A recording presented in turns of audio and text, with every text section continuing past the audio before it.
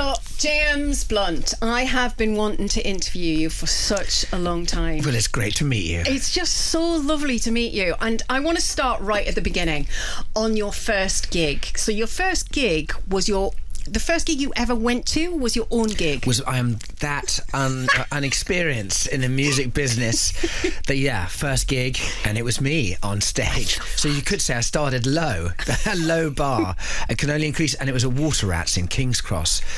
And me and my mate Billy had convinced a whole load of people to come from where we came, our neck of the woods, Chelsea. We're posh people. And so all these blonde girls arrived, and they sat on their pashminas, and the owners of the Water Rats, they had never seen anything like it. It was the least rock and roll concert they'd ever seen in their lives.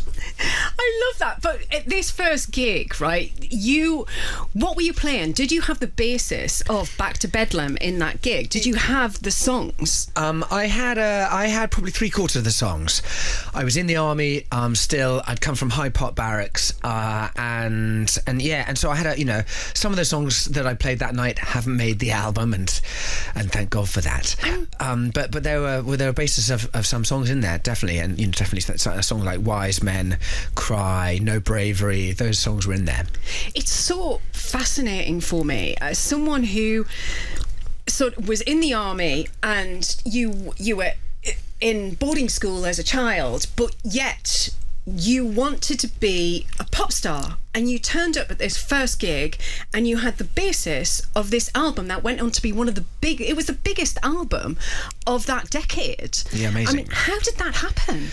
Yeah, I mean, and I suppose what it is, look, as humans, we all have emotion, and we all have, the need for emotional outlet. And so, although I've come from this incredibly reserved background, disciplined background in the army, music is still an emotional outlet, and in many ways, the strongest musical outlet I could possibly have, because otherwise, normal everyday life would have been emotionally stunted. And then, as far as the British music seems going, well, the stuff I'm singing is probably very different, because I'm very lucky. I come from a fortunate background. We're not a rich family. My father was in the army, but the army did subsidise a private school education, and we do that because my dad's being posted to different places every 2 years. He was based in Hong Kong, Germany, Cyprus, and even as exotic as Yorkshire. And so the army they pay for a bit of stability, and that means going off you're sent to a boarding school. And that immediately gives you a privilege, doesn't it? So, the songs aren't from my troubled background, but they are about, the questions, the human question that we have as young people of what the hell we're going to be, who we're going to meet, where we're going to go, and what life means. And so I suppose the album Back to Bedlam is about the universal questions of life, perhaps, and perhaps that's why, on a global level, people have connected with it. That is why, it's 20 years since its release. And it's really interesting. I was just telling you before the interview, this is my first going into the album, because at that time I wasn't really conscious of things around me. It's such an incredible piece of work, especially for a debut album. Every track leads into the next one, and let's start with the first track on the album, High. As an opening introduction to the world, what do you think that says about you? Well, I suppose it's talking about the dream, isn't it? The dream of the unattainable, or the question of what could be. It's reaching out and asking, for something bigger and for something greater. And you're talking about the songs as they connect. I know immediately why that is, and that's because I was working with one producer throughout the whole of the album, and he's an amazing man, a guy called Tom Rothrock, who for me is the making of me and the making of this album. His touch is very, very delicate, and I'd heard of him. He'd done Beck, recorded Beck, Elliott Smith, Badly Drawn Boy, the Foo Fighters, and others, really cool people. He laughs now that the moment Back to Bedlam hit, all the cool phone calls ended. And the uncool musicians were the only people who might be coming to ask to work with him. But really, his touch was very, very delicate, and we spoke for hours. God, he was so patient with me. He just wanted to hear what it is I was trying to do, and so he was really trying to listen to this this young man's thoughts and ideas, and working out how to just record those in the most honest way. And really, most of the time, that was sometimes just putting me in the right place with the right instruments, a couple of fantastic musicians in the room at the same time, and pressing record. And so that real hands-off moment was just then it was forcing me to express myself. And not only would I then record the piano and the guitar and the vocal, but then I'd stay up for so many hours at night just thinking of other little melodies, counter melodies. I'd be literally up all night thinking about other things that would add to the songs. So their songs are naive and the songs are simple and there are simple questions, but the layers and the textures that we put on give it a kind of depth and richness. They are simple, however, they are really deep. I mean, you struck there on the emotional content of the album. If you go to the first single, for example, "Goodbye My Lover," I mean, that's really sort of quite emotional. And I've seen interviews with you before where you're like, I don't talk about emotion. Yeah. And so how, tell me about that song. Where did that, what was that about? Well, I find I do have to talk about emotion in interviews, don't they? And because I'm asked, and then I suppose it's kind of like, these are my therapy sessions, so thank you. And you're welcome. You'll get my bill. Exactly, I will pay you handsomely afterwards. "Goodbye My Lover" is a super heavy song, and for me it's actually the song of the album. I'm known for I'm the You're Beautiful guy. That's my biggest single and will always be my biggest single, my biggest commercial success. But as a songwriter, and perhaps as an emotional troubadour, I hate the word troubadour, but emotional troubadour, "Goodbye My Lover" is the song that cuts deeper. Because it's not about 1 second in time of seeing someone on a subway, catching their eye and passing. It happens to be about the same person, actually. But "Goodbye My Lover" is about a lifetime of regret and remorse. And in many ways, I see it as almost more painful than singing about someone who has died, because if the song is singing about someone who is still alive, who you can't be with, who you would give your life to be with, and the pain of that, is indescribable, really, through just words. I've had to capture it in song. And I think that's why it has struck so many people, because everybody goes through heartbreak. Entirely, and actually weirdly it became for that decade the most played song at people's funerals, because I think it is that kind of, it is a dirge and a death march of the death of a relationship. And "You're Beautiful" was your big, that's the big song. That was the song that was the one that was just so played. You couldn't. It was overplayed and oversold. And bizarrely, when it came out as a single, it was my third single. We put out "High" for a little bit of airplay. Actually, we did a weird thing on the whole album. I was really nervous about first week sales. That's what record labels judge an album on.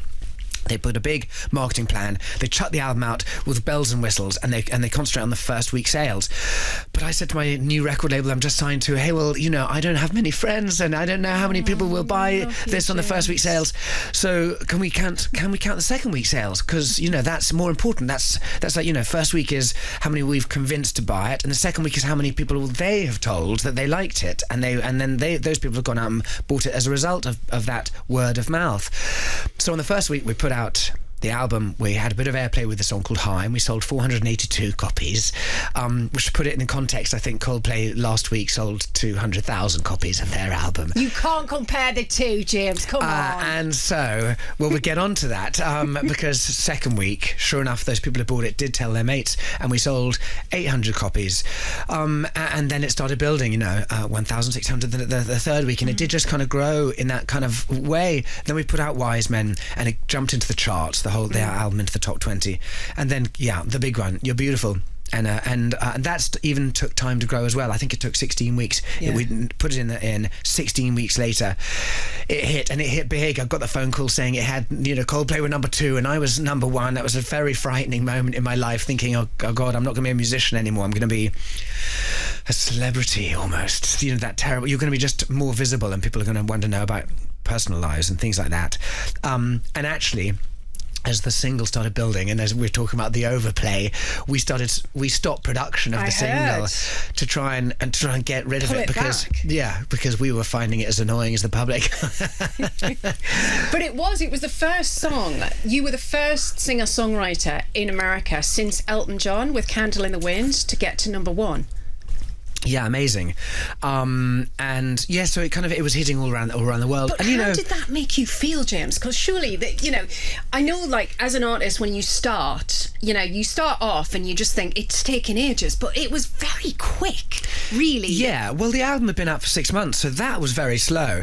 But the time from me being in the music business to me being at the peak of the music business and global was, as you say, very quick. I'd left the army in 2002, and we're talking about 2004, the album's out. In 2005, I'm ubiquitous and absolutely everywhere, and the most Googled name on the planet. And which again is, and I say that because that was what I was suddenly afraid of. I'm not someone who wants that kind of visibility. So it was a real mix of emotion. I'm really very, very exciting to be #1 around the world with both album and single.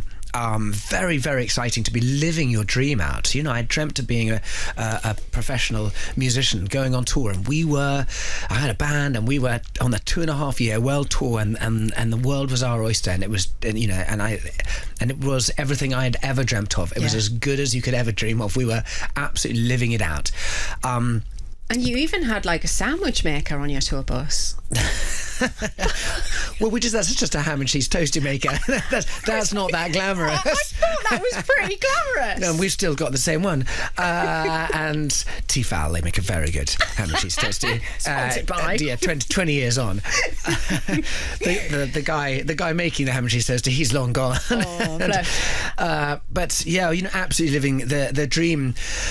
But then, as you say, it hit so big and so hard that the backlash came almost as quickly as well. That was what was remarkable, And I've joked recently, if you could have done anything differently, well, I would have. If I could have done anything differently, I would have really asked all the journalists who suddenly came in quite hard and quite so fast, so negatively.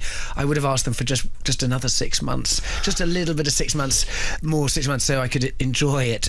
For that period of time would have been great, because they did take the pleasure out of it just a little bit too quickly for me. The thing that was really I think really heartless in a way, but I think the thing that you were a victim of was complete snobbery.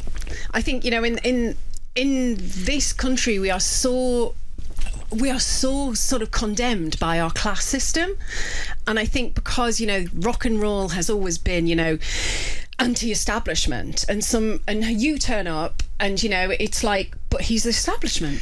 Yeah, I think that's part of it, but I think also perhaps that's to do with my background, but also along with my background, perhaps I wore someone like the Gallagher brothers are very, very suited to the music industry, and maybe that's because of their background, because they're just come from a slightly, maybe they're just slightly tougher in that way, and that's not to say that I wasn't tough. I've just come from the army. Exactly. And I've just come from war, but in the sense that I was very naive, naive to the business, naive that hey, we're all going to be nice to each other, naive that you're all going to like this, and naive to think that you're not going to be mean or unkind or petty, and the music business is incredibly shallow, and music journalists and tabloid journalists are really, really petty, and actually and really nasty and low, and nasty almost to give them too much credit. They're just petty and low.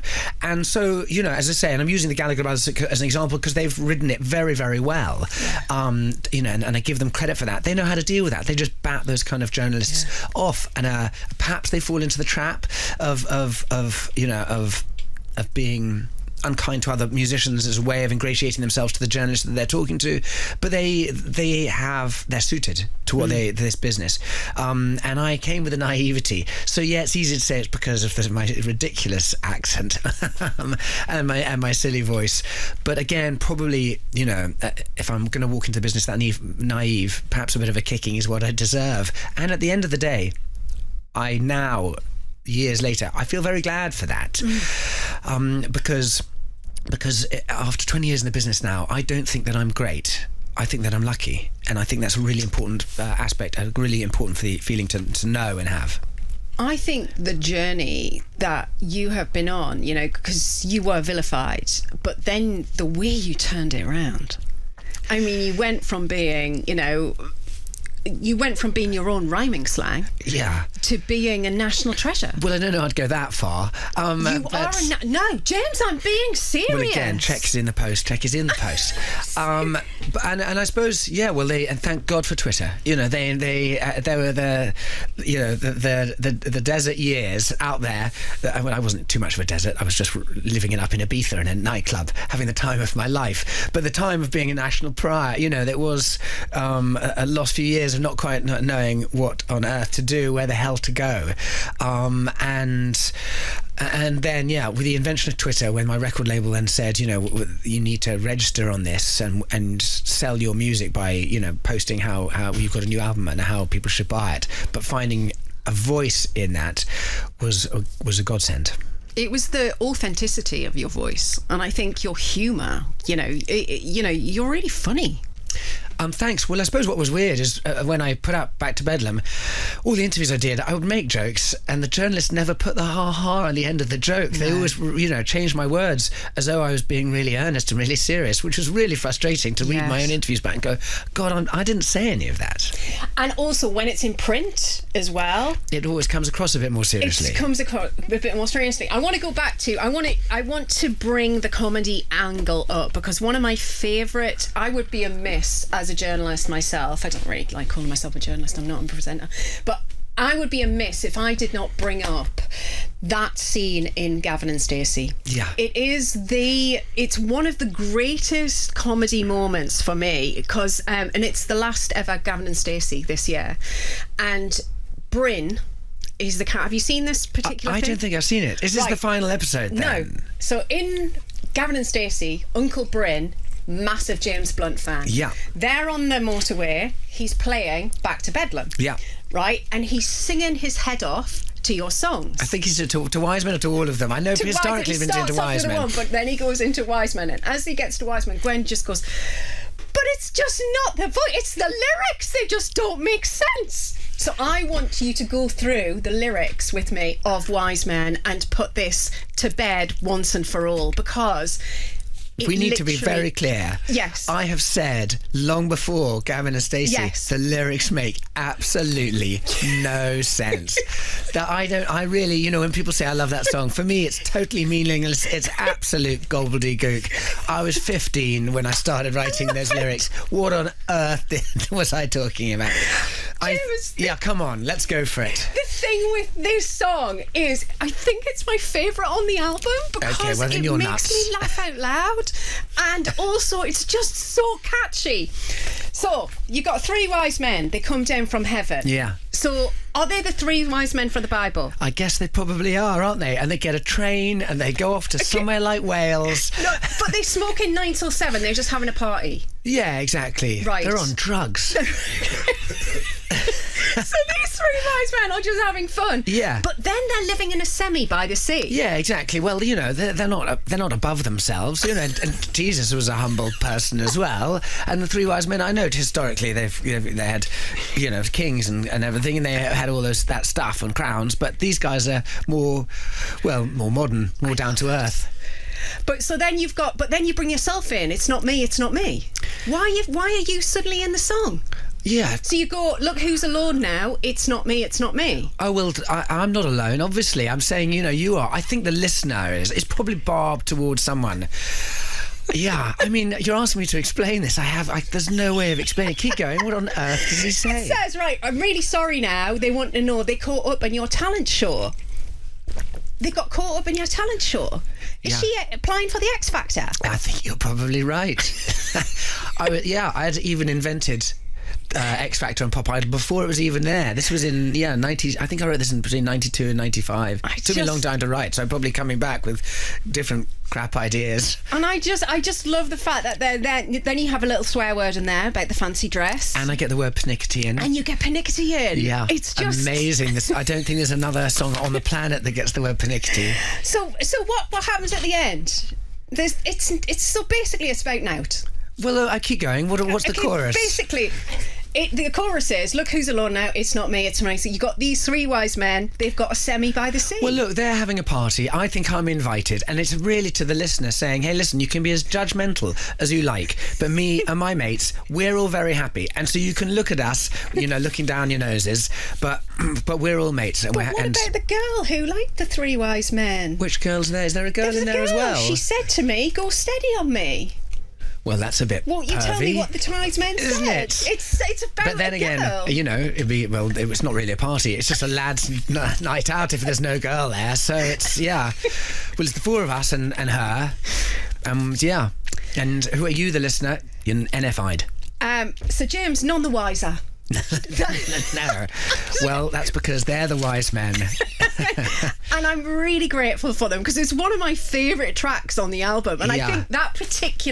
I do think that particular moment in comedy history really does sum up it your up. music Yeah. because it's so catchy. And yet there's a part of your brain going, what's he What on earth are you talking about? I mean, I actually weirdly can sort of describe the feeling, which is I know what the Three Wise Men come from. It sort of comes from references from the Don McLean album American Pie, and the sentiment of the song is I was at boarding school and I found everyone there to be real sheep. And I found I really wanted to go the opposite way. I really believe that there's no pot of gold at the end of the rainbow. If everyone is following that direction, if everyone's going the same direction, there is no pot of gold there to go your own way. And for everyone in school to be this kind of sheep-like body and me to go my own way, and the sense of judgmentalism from others. I was saying at school I'm going to be a musician and do my own thing, and they're all going to say they're going to be lawyers and accountants and things like that. And so I think I was sort of pushing back on that, and the words obviously coming out as gobbledygook, but the sentiment was there. I love it. And you can feel it. That's why it works, because you can feel there's something there. Yeah. And I think also what's bizarre really about music and the beauty of music from made by young people, the most exciting music is generally made by people in their sort of teens and young 20s, because at that stage they're not really following rules. Yeah. They don't really know that we have 2 verses, 2 choruses and a middle 8. They don't know what that is. They're just kind of expressing emotion. And all punk rock music has come from people in their the youth. Middle-aged men and women, we're just we start fixing into what we're expected to say, and it's more controlled and contrived because we conform by nature of what we know has come before, and so that's Wise Men is a real expression of someone not knowing any rules at all and not following them. You're really interesting as a musician because you're really smart. Well, I wouldn't go that far either, but I suppose after I'm very lucky to still be doing music after all this period of time, and so at least I can sort of work out what I've done before and what I've learned from it, I suppose. The thing I want to put to bed for once and for all, You're Beautiful. Is that a song you can play at your wedding? At my wedding? No, your wedding, obviously not. That would be weird. Yeah, that would be totally weird. It would just be. But is it because it's a song? But there's so many theories about what it's about. It's your ex-girlfriend, yes? Yeah, absolutely. Ex-girlfriend. I passed her on the Underground. I call it Subway because Underground was a bit clunky in a song. It doesn't roll off the tongue. Yeah. High Street Kensington, because again, posh. Yeah, of course. Can't even find a decent underground station. You could have been in the East High End, Street James. Kensington. It's just everything is just so uncool. God damn it! If only I could lie. And yeah, we caught each other's eyes with a new boyfriend. I didn't even know he existed, but she and I caught eyes, and we walked past each other, and I didn't do anything. It would have been weird if I had anyway. And off she walked, and I went back to my army barracks and wrote the song in under 2 minutes. I think it really was. The lyrics just rattled through them, and I finished the song later with a friend of mine called Sasha Scarbeck in Los Angeles. But yeah, the meaning of the song was really clear. And I suppose that's, everyone can relate to it. Everyone relates to it because we've all walked past someone when we've been single and caught eyes for that moment and thought, what if that person is the one? And we, at that moment, didn't have the courage to do anything, and the moment's gone, and we'll always wonder what might have been. That's probably why it's connected around the world. But it's lucky to have that moment and be able to capture it. I mean, and it just went huge. Did she ever know it was about her? Obviously she did. I don't know. Actually, I don't know. Wow. Yeah, I haven't. It's not for me to follow that one up. But it is a song that got played at people's weddings. Yeah, I'm bizarrely again. I was cornering the market when I had the most played song at funerals and the most played song at weddings. I don't know who on earth is going around with a clipboard taking note of this chart, and yeah. And it's about someone high on drugs stalking someone else's girlfriend, and it says "I will never be with you," and yet people are playing it at their weddings. So that's messed up. I do like the bit where you swear, and there's a really brilliant bit on. There's a really brilliant little viral video with a kid who sings the swear words. I don't know if you've seen it. I've seen it. I posted that myself as well. Reposted it. Very funny. And the swear word was a big debate in the recording process because I was signed to Custard Records, an independent label in Los Angeles owned by Linda Perry, who's the lead singer of Four Non Blondes. And she came into the studio and she was absolutely not having the swear word at all. And you know, at the time, I was adamant it's going in because how high do you think I was? You know, and I sent her different versions of high. I said, you know, was I, and I gave her these versions singing me particularly high, especially high. Especially. Didn't really roll off the tongue, so we kept it as high as I was. On reflection, I kind of get where she's coming from now. Do you? Is that because you've got kids yourself? And that's because I've got kids now. And so sometimes when I hear, you know, nowadays we don't have the censorship necessarily of radio all the time. Sometimes we're just doing it off other streaming platforms, and suddenly the swear word's there, and I wince at other people's swear words, and suddenly get why I should have potentially brought that in mind. But at the end of the day, for me, how high was I? I was that high, guys. I was that high. I want to go because it's we have to talk about the name change. Yeah, I foolishly just said if the album goes to #1 on its 20th anniversary release, which is this week, then I would change my name to whatever the British public chose. And in their great, deep wisdom, the British public obviously chose Blanty McBluntface. Do you know what I think? That is a brilliant name for you. Thanks so much. My wife does not. I bet she doesn't. She has seized on the opportunity to say if this album goes to #1, she's changing her name back to her maiden name. And my children, for a moment, almost started crying. But at the time, I hadn't told them exactly what name the public had come up with. We were debating different names. You're not going to change your family's name, are you? Well, it'd have to have the same surname, obviously. Otherwise, we're going to have difficulty at the airport. So when I told my child that one of the options was Itsy Bitsy Teeny Weeny pop star four-chord song machine, they were in hysterics and they were suddenly very excited. But Blanty McBluntface it is. Fortunately, although it is out this week, and at the moment in the midweek charts it's a #4, I'm fairly convinced that I'm safe in that, you know, the British public are, as we know, mean, and would take great pleasure in screwing me over and assigning me this terrible name. But to do so, they would have to go out and live with the shame of buying and owning a James Blunt album, and I think that is probably a strong enough deterrent for the greater British public. So I feel I could be safe, and I'm praying for #2. I actually think it's a really nice name because I think it means you have been fully embraced finally. Because if you think by the public, Blunty is a name you'd get anywhere. Do you know, embarrassingly, because again, being the posh that I am, Blunty is generally what I'm called anyway. Yeah. Blunty. You know, you can imagine in my earliest gigs, other soldiers shouting out from the back, "Go on, Blunty." And again, the pain as I wince and realise, okay, that's it, doomed. It's really the album Back to Bedlam. I keep going back to it because, you know, this is what this interview is all around. But I think it's such a strong piece of work in its depth. I mean, the song No Bravery, for example, that really speaks of your experience in the army. And I mean, I've got the lyrics here, and I'm not going to read them because they're actually very upsetting. I was listening to the song coming into work. Well, I tell you what, it's probably worth reading a tiny bit of them because they're very descriptive about a war zone, and they're totally applicable to Gaza right now, to Lebanon right now, to Ukraine right now. And if you do read those words, that's what you see right now on our news channels 20 years later. Let's share them then. Brothers lie in shallow graves, fathers lost without a trace, a nation blind to their disgrace since he's been here. Yeah, and the he that I talk about really was Slobodan Milosevic, who was the head of Yugoslavia, or at least, sorry, that Serbia, who was then...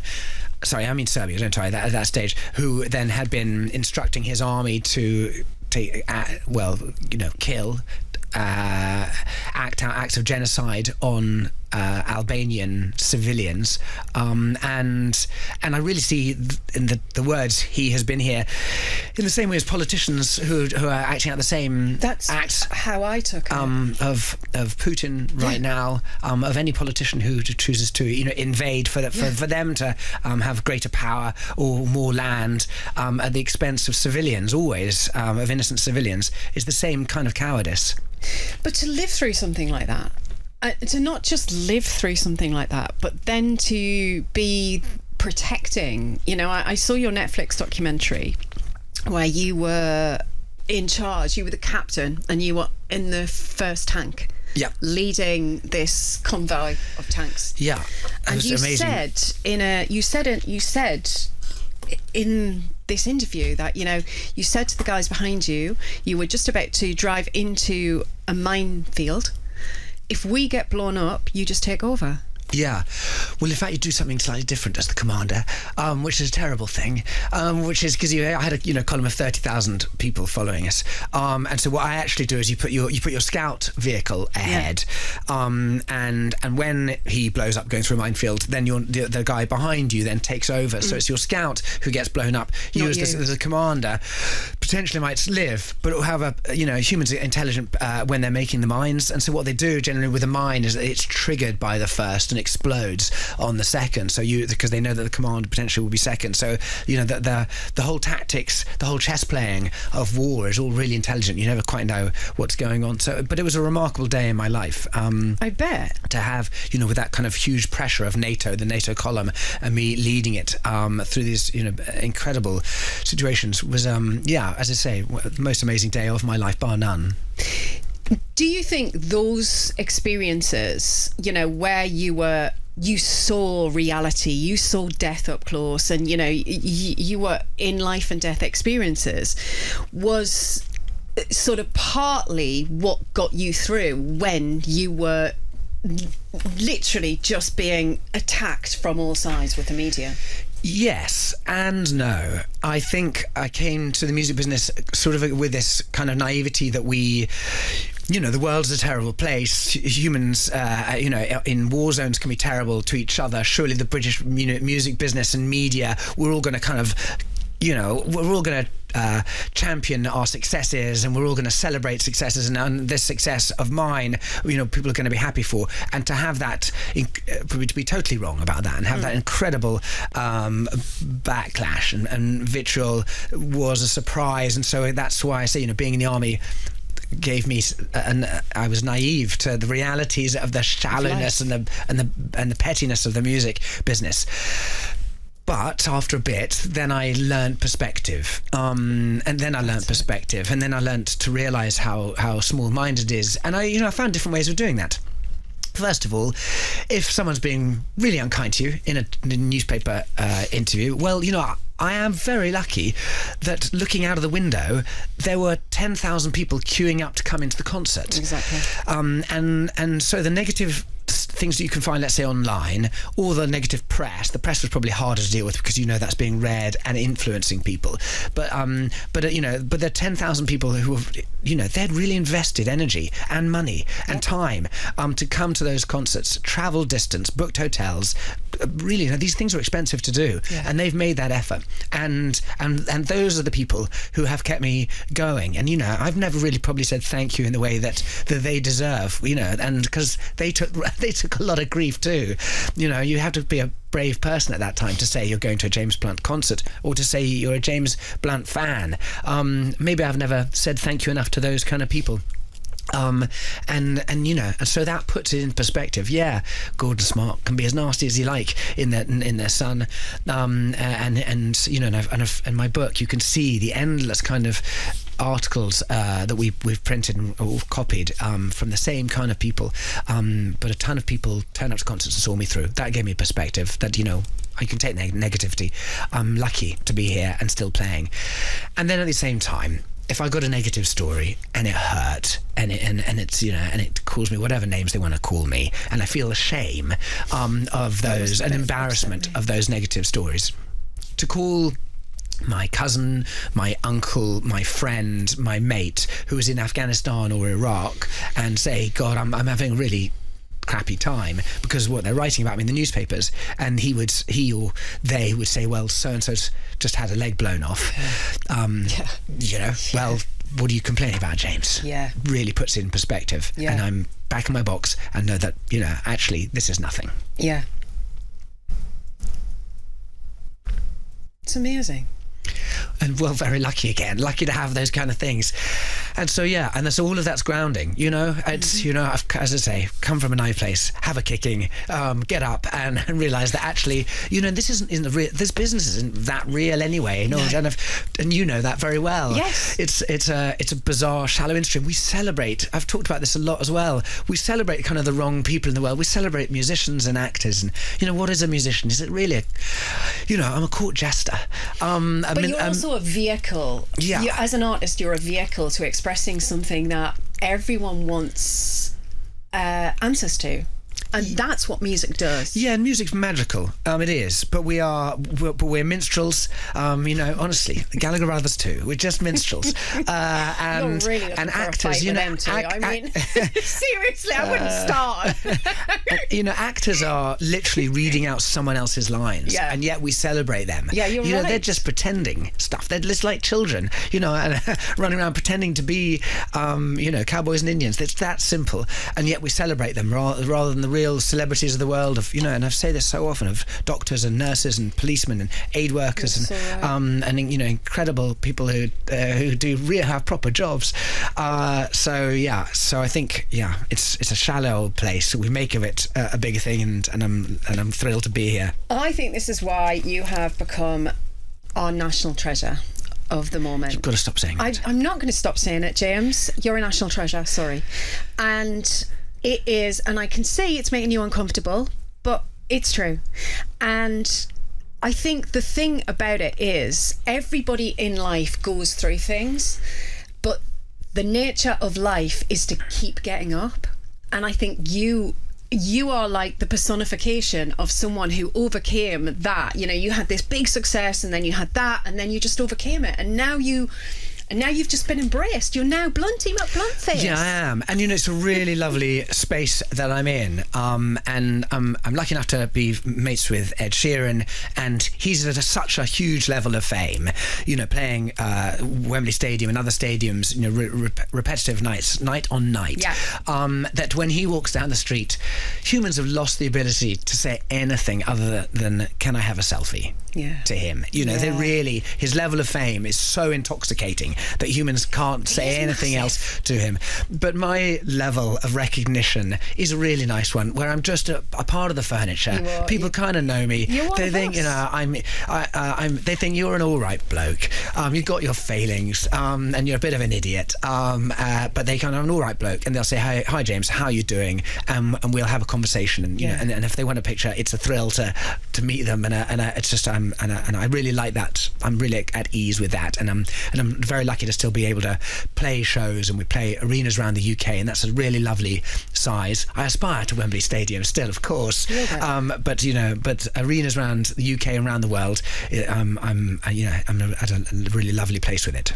I love that you mentioned Ed Sheeran, because he's one of the people that never stopped singing your praises. He has always said you were an inspiration to him. And Back to Bedlam, he has said Back to Bedlam as an album is a perfect singer-songwriter album. Every single song goes into the next.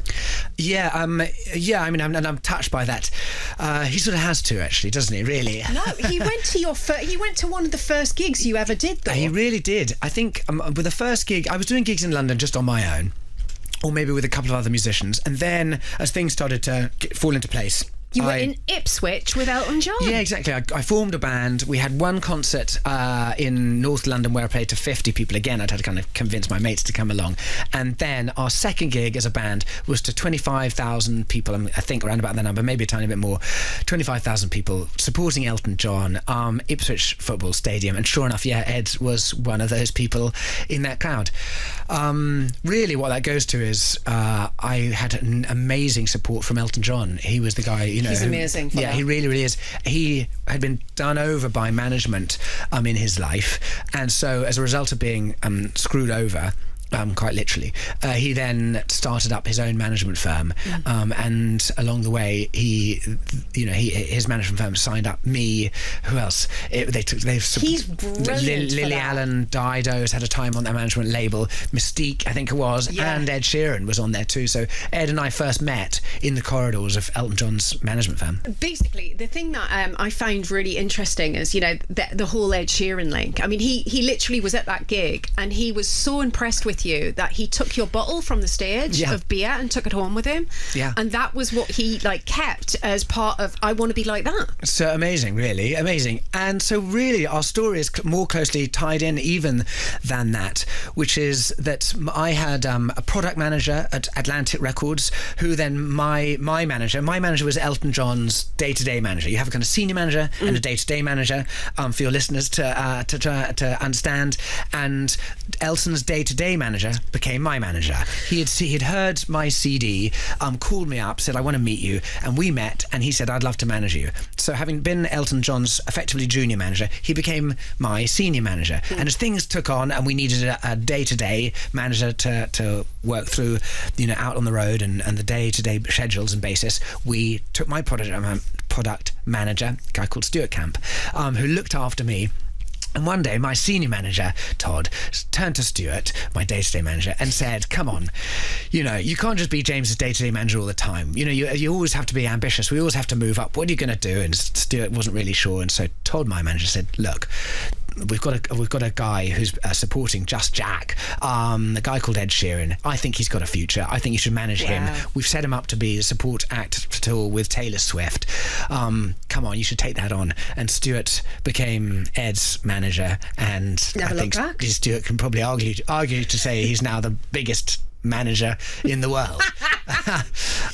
So there's our story. Yeah, my day-to-day manager is now Ed Sheeran's full manager, and then he can definitely say he upgraded artists as well.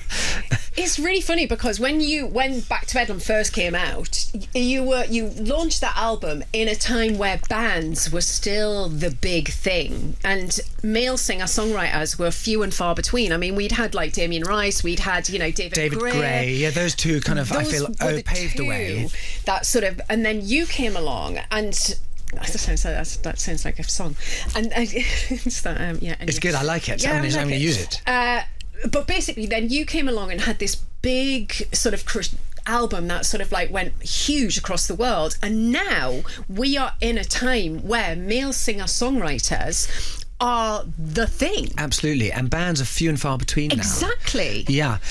I think not only... Do you think you were before your time, James? Definitely not. I really think, as you say, David Gray, then Damien Rice paved the way, and then I broke the doors down, and then and then the likes of Ed, took it to a completely different level. Yeah. Absolutely. And well, you know, the likes of Just Ed, actually, it was, you know, him. I think also that's probably nowadays because of the way we record music, because we can record music in our bedrooms now so quickly, because of the way the music industry works, it's much tougher for bands to have a reason to come together. Yeah, you're right. You can just do things on your own, and so the band, which is a shame, because actually there's a great beauty in ideas being pooled, and the creativity of a group of people like that who stick together as a band. So I think that is something we are missing out slightly in the music business. Do you think, because of the nature of the male singer-songwriter and female singer-songwriter, we get a more emotional bodied work? Well, that's a tough thing too, because let's talk about Back to Bedlam again. You know, the moment that came out, I was on an independent record label, recording with Tom Rothwell, this independent producer. You were in America with, as I say, you know, Linda Perry. None of this was especially mainstream, and then with the hit of You're Beautiful and then Goodbye My Lover, I was immediately labelled as a very romantic singer, and you think that everything I write about is to do with relationships, but those are the only two songs on that album that are about relationships, really. The rest of them are about, you know, death, drugs and war. Yes. You know, the kind of questions and the kind of questions of life, really, I suppose, that. And yet here I am being labelled as the romantic guy. And so then after that, my songwriting, as a result of the pressures from the record label and personal pressure too, to kind of back up You're Beautiful and have another hit, I start writing many more songs that are about relationships and love. You know, you can go through my lyrics and I'm sure the word hard probably just appears way too much suddenly, because that's what you're pursuing. And I think that's kind of, again, it's a failing of the industry suddenly, is that we're now trying to achieve radio hits so much, and the attention span of the public is so tiny that we're now focusing on this very small subject, and bands do something much more interesting. Bands don't always do that because they're a gang of people, and so their song titles and their subject matter is much more diverse and much more interesting. If you could choose one of your songs to sort of like be the song that sums you up, firstly, could you do that? Yeah, definitely. Same Mistake is on my second album, and it's me looking in the mirror at myself and knowing everything about myself and not being especially proud of that person. Wow, you're so nice, James. That's not a good thing. That's when I end up in. It's so, you know, it's really interesting for me. You know, I've interviewed a lot of people in my time, and I've seen you be interviewed, and you say, you know, we don't talk about emotions in our family and da da da da da, but you're very emotional. Yeah, as we person. all are. And, yeah, and as I say, this is just my great therapy session. You're very open, and I thank you for that. You know, to be able to express vulnerability in that way, I think, is so therapeutic, not just for yourself, but for men who are your fans as well. Yeah. And I suppose that's, again, you know, I suppose it's the job of a singer-songwriter anyway, isn't it? Is to be as honest as one can be. When I'm writing songs and I am writing with an audience in mind, when especially with a hit single in mind, the audience really see through it. They really know it's not real. Yeah. The times when I can remove the audience from the songwriting process, when I'm really honest with myself, the audience, the public know it immediately, and they're the songs that people enjoy. It's really funny because I had so many preconceived ideas about you. I really thought you were going to be cracking jokes left, right and centre. Not that you're not funny, but you're just really, really honest and down to earth. Well, normally I do crack jokes if I'm trying to get out of something, so yes. So it means it's been a pleasure talking to you. Oh, James, you're very lovely. Have we got everything covered? Is there anything? I mean, I think I've asked everything I want to. I could literally talk to you for days. Sweet. Well, you know, really, I do normally just talk rubbish and say jokes throughout every interview. I normally do. And so there's something in your line of questioning which has been much more revealing. So thank you so much. James, that is so lovely. Do you know one of my favourite things about I watched your documentary, and I've literally been listening to Back to Bedlam like non-stop since I downloaded it. I came back from holiday Saturday, Right. downloaded your album Sunday and started just deep diving, and honestly, it's one of my favourite albums I've Really heard great. in Thank you so such much. a long time, and it makes me well up. Yeah, well, You know? thank you. I mean, it was an amazing time. And what was, as I say, amazing about Tom is just to have this guy. He looks like an American Jesus with long hair and a cowboy hat on and cowboy boots. And for me to be sent over to Los Angeles to work in the studio, and for him to literally, you know, say, okay, are you ready? And just press record. I love and it. we go, what aren't you going to do anything? And he goes, you know, it's for you to do, make the noise now. It was just like, okay, wow. And so suddenly you just have to give everything, was what his real genius was. If I were to say one thing, you know, it was like you were turned down by so many different record companies in this country because of your accent, because of, you know, your background, Would you like to say anything to those records? No, not at all. I think. Oh, James, go on. No. Every dead end was for a reason. For you know. That's so lovely. No, but really, you know, you learn something from that, and it takes you to where you know you have to be with someone who wants to be with you. You're so right. Yeah, and you know, and that goes for relationships and for to being signed to a record label. Linda Perry, where I signed in America, really wanted it to work. Really wanted me to have that opportunity, and didn't want to change me. She didn't know about my silly background in the UK. She didn't judge me on that. They don't care in America. Exactly. And you know, my manager's American, Linda Perry is American, and so yeah, you know, I was in the right place, and because of the dead ends that I had before. But Linda literally just heard the demo and just went, I'll give you the money tomorrow. Here's the money. I want you signed now. Amazing belief in it. I mean, she just... Absolute conviction, which is fantastic. You know, and again, that conviction, you know, frees you as a songwriter and as a recording artist. Okay, so I am just rambling now because I just have enjoyed this so much. No, me too. Thank you so much. You're so... Honestly... Love you, and I'm so... Do you know, I was calling you Blunty a long time before the public. Well, then it means we're friends. Because I felt that. I felt we were going to be firm friends. Brilliant. So thank you so much, and I hope you get to number one. Yeah, I don't. I'm open for number 2. And Emma, please come along to, you know, we're touring it next year. I'd love to. I'm having to revise and remember all the songs again, so we'll be out on the road in February. Well, we look forward to it, and thank you so much for speaking to us. Thanks for having me. Thank you.